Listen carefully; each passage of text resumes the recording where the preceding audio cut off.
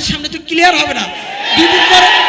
2 দিন পরে তারা আবার বলবে এই যে খারেজি গণতন্ত্র করতেছে, এরা উল্টাপাল্টা করতেছে, এরা কুফরি বা সংবিধান তারা বাস্তবায়ন করছে। এটা আমাদের সামনে স্পষ্ট হওয়া দরকার।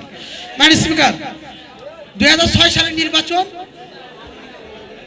মাননীয় স্পিকার আপনার থেকে আমি কিছু সময়, ঠিক আছে আমি দ্রুত শেষ করে দিচ্ছি, যে 2006 সালে যে নির্বাচন হয়েছে, আমি তাদেরকে একটা কথা জিজ্ঞাসা করতে চাই। 1996 সালে আফগানিস্তানে যে মোল্লা ওমরের সরকার প্রতিষ্ঠিত হয়েছিল, সেখানে 2001 সালে আমেরিকা হামলা করেছিল, করে সেই সরকারকে সেই সরকার আর থাকে নাই। তাহলে আপনি কি বলবেন যে জিহাদের মাধ্যমে যে রাষ্ট্র প্রতিষ্ঠিত হয়েছে তা ব্যর্থতায় পর্যবেসিত হয়েছে?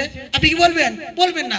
2006 সালে যে নির্বাচন হয়েছে, যে হামাস যে বলেছে, হামাসের যে নির্বাচনটা সেটা পশ্চিমারা গ্রহণ করে নাই, এর মানে কি এটাই যে গণতান্ত্রিক এই নির্বাচন ঠিক না? দেখেন, একজন শিক্ষার্থী, সে A+ প্রাপ্ত, তাকে চাকরি দেওয়া হয় নাই, এর মানে সে কি চাকরির অযোগ্য? বিষয়টা আপনাদেরকে বুঝতে হবে। বারবার আপনারা বর্তমানে যুগের চাহিদাকে এড়িয়ে যাচ্ছেন। ওলামায়ে দেওবন্দের ফতোয়া, যুগের শ্রেষ্ঠ ওলামায়ে কেরামের ফতোয়াকে আপনারা বিধানগুলো প্রদর্শন করছেন, আপনারা মাদখালি আহলে হাদিসদের অনুসরণ করছেন। আপনাদের কাছে আমাদের অনুরোধ রইবে, আপনারা বর্তমান গ্লোবাল পলিটিক্স সম্পর্কে আপনারা ধারণা রাখুন, আপনারা ওলামায়ে কেরামের পক্ষে আসুন। আমরা যদি এই নির্বাচনে জিততে পারি, আপনাদের দাওয়াতের কার্যক্রমকে, আপনাদের জিহাদের কার্যক্রমকে আমরা বড় সড় করতে পারবো। আমরা দাওয়াতের বিরোধী নই, আমরা জিহাদের বিরোধী নই, আমরা খেলাফতের পক্ষে। কাজেই মানুষকে আর উল্টাপাল্টা ফতোয়া দিয়ে বিভ্রান্ত করার সুযোগ আর নাই। উম্মার শ্রেষ্ঠ সন্তানগণ ওলামায়ে কেরাম এর পক্ষে রয়েছে। সুতরাং গণতন্ত্রের একটা সংখ্যাকে নিয়ে পড়ে থাকলে হবে না, আপনাকে বাস্তবতা বুঝতে হবে। এই আলোচনার পর আর কোনো প্রশ্ন না থাকারই কথা।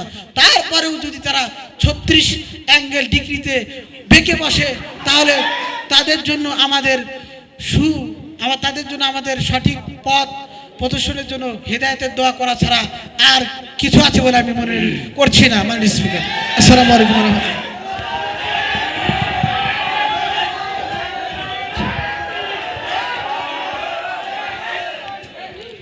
অসংখ্য ধন্যবাদ জানাচ্ছি দলীয় নেতা জনাব মিজানুর রহমানকে।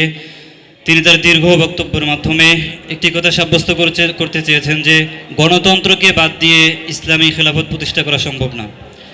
সম্মানিত উপস্থিতি, তার বক্তব্যে মুগ্ধ হয়ে দর্শক প্যানেল থেকে একজন তার জন্য পুরস্কার পাঠিয়েছেন আমার কাছে। আমি তাকে পুরস্কার গ্রহণ করার জন্য অনুরোধ করছি।